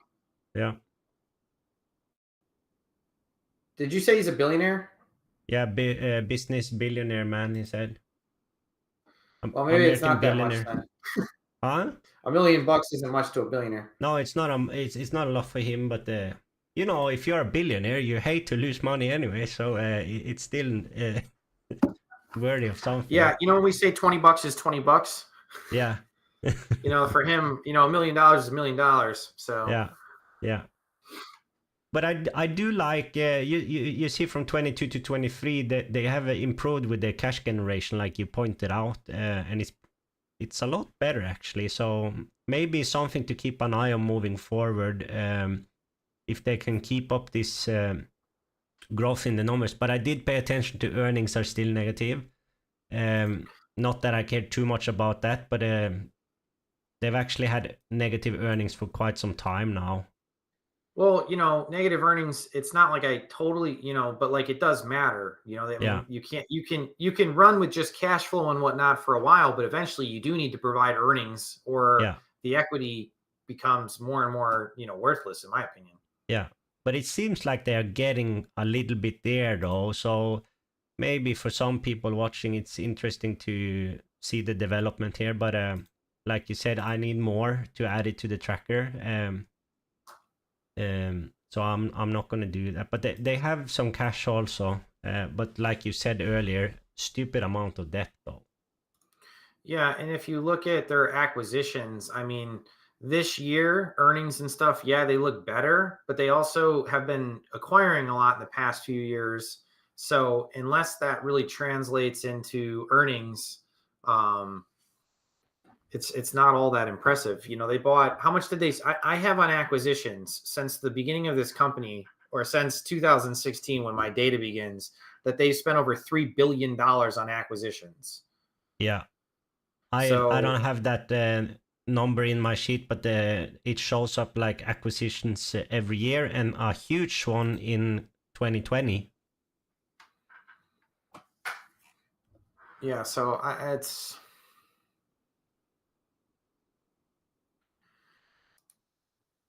you know, what are they buying that's actually going to turn into anything? You know, that's the issue here. Yeah. Have you seen on Seeking Alpha? Yeah, I'm just looking. There's some people talking about it. It's been a while. Yeah. I see these guys like saying a little bit the same as us. I like the higher cash flow and the fact that they lowered debt and bought back shares with that cash flow. More and higher cash flow in the future. It seems like we have to wait till all the pieces are in place. I think that's a bit the same as we have talked about. Yeah, and it looks like they did have a $300 million equity and convertible buyback. Yeah.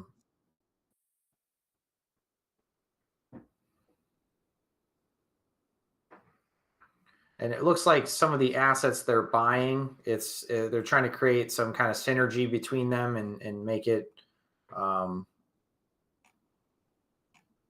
better off for the company as a whole. Yeah.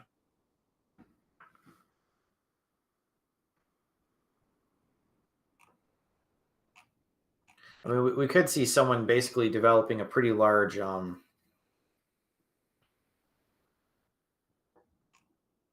moat in terms of communications in Latin America. So that in its own could be worth a lot.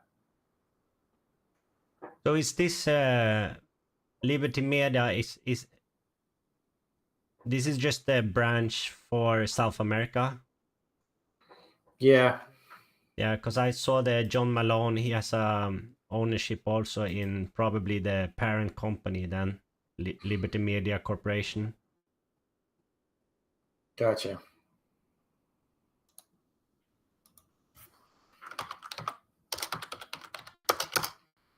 No, but we can move on if you feel like this is not something you're gonna follow that closely.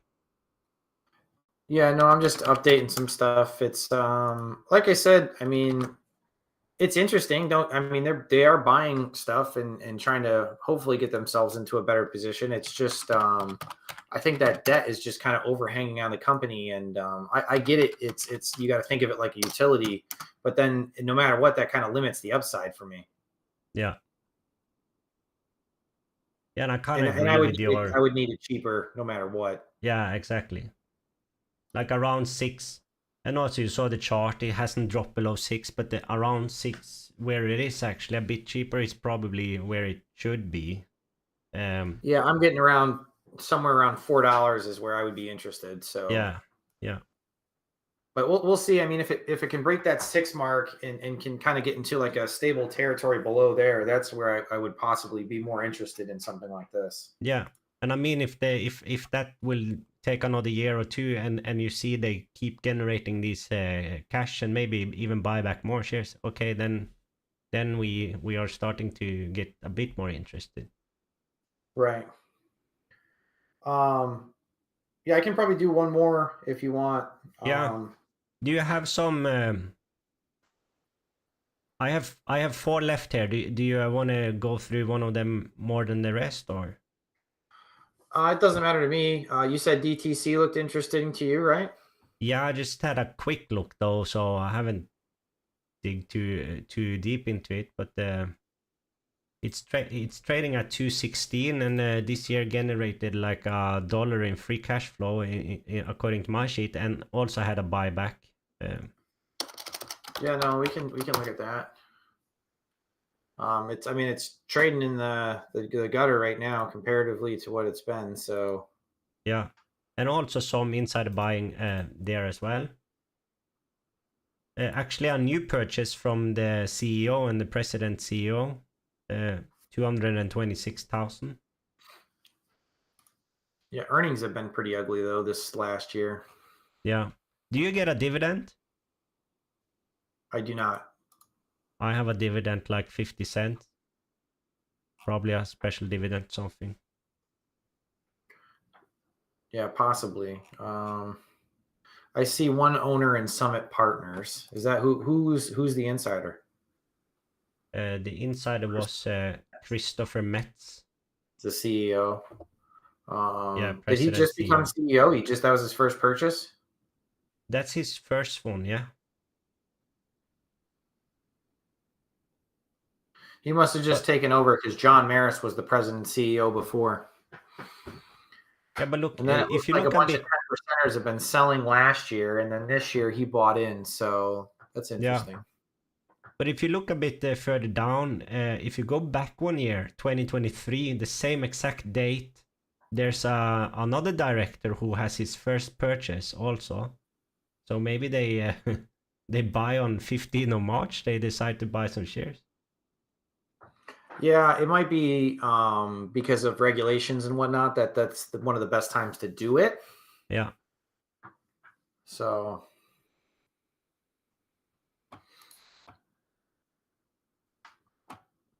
But it's a big purchase, but and you like to see that, but maybe not so what do you call it, like important here.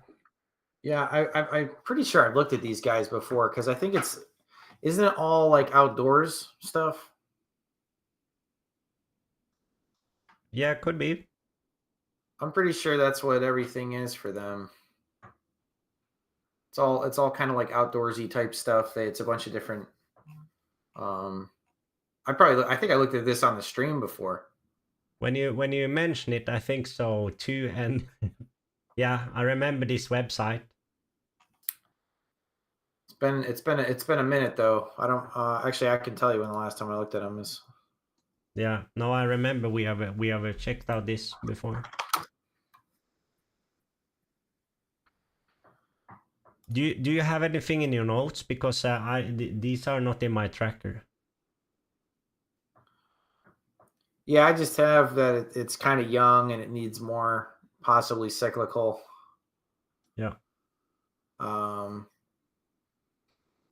It trades kind of cheap based on a cash flow, but I don't have much years to go off of, so I don't really like that number to trust all that much. Yeah. They have a lot in goodwill. Well, they've done quite a bit of acquiring, so I mean, you got to think all these brands that they have. So it looks like they have quite a few brands. They've probably all just been tacking them on as they go. And Yeah. it looks like they've been using debt to pay for all that because it looks like share count's down a little bit. So it must be all debt. Yeah.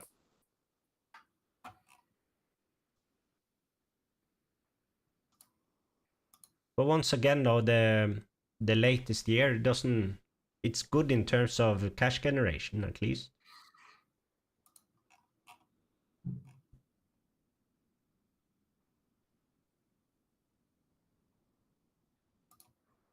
Yeah, I'm just taking a peek at their debt. Looks like they have a term loan and a revolving credit facility. It looks like everything's due in 2026, which is 134. So it's quite a bit. Yeah.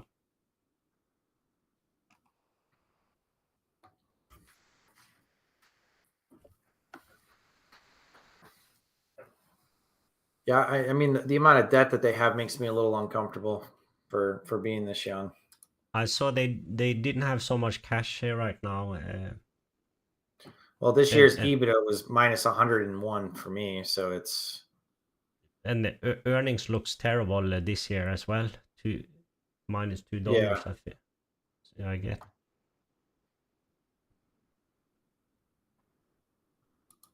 So I don't know. We'll see what happens with earnings in this next quarter, but they need a turnaround. They need it pretty quick. Yeah. There's a somewhat recent article, but I saw the comment doesn't add too much value. I don't know.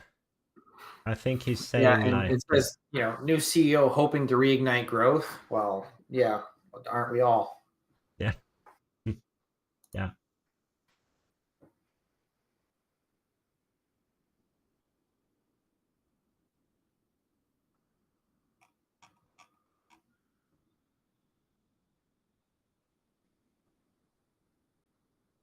But it is young though. I think that's a big point here because the numbers aren't looking exceptional by any means, but maybe a bit promising. But can they continue to do,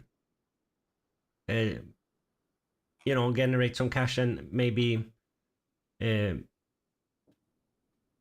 start to pay down that debt and show us that they can turn this around a bit? But when you don't have too much data to go off of, that it gets tricky for me to be too interested here. Yeah, I think the other issue too is they really need to increase their like cash flow. I mean, it's okay this year, but it's got to be significantly better going Yeah. forward.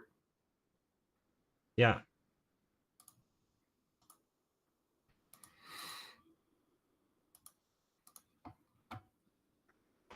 All right. I'm just going to update this one, but yeah, not as much as I had hoped. I thought I would see on there. No.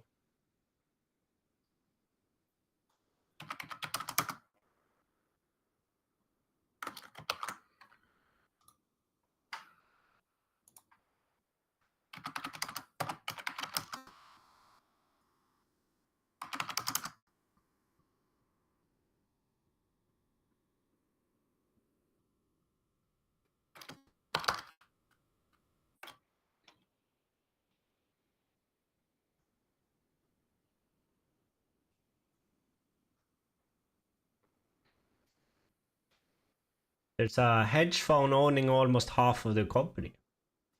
Yeah, I saw that.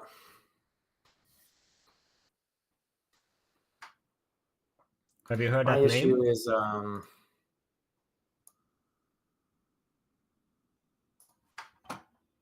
what was the? Does it say what price they bought it at? It says like $17. Yeah. So I mean, they're just kind of holding the bag here for it. Yeah. So at this point, they probably consider this lost capital. Yeah. I mean, don't get me wrong; they bought back shares, but at the, I'm not thinking that that's where your money's best spent right now is on share buybacks. No.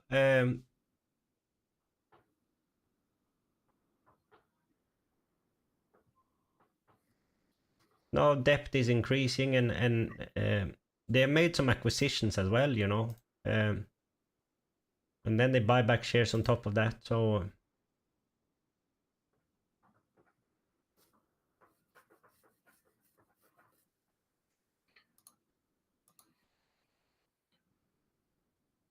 All right, man. Well, sadly, I think I'm gonna have to call it there. Sorry, I spent probably a little bit too much time on going through BNED again.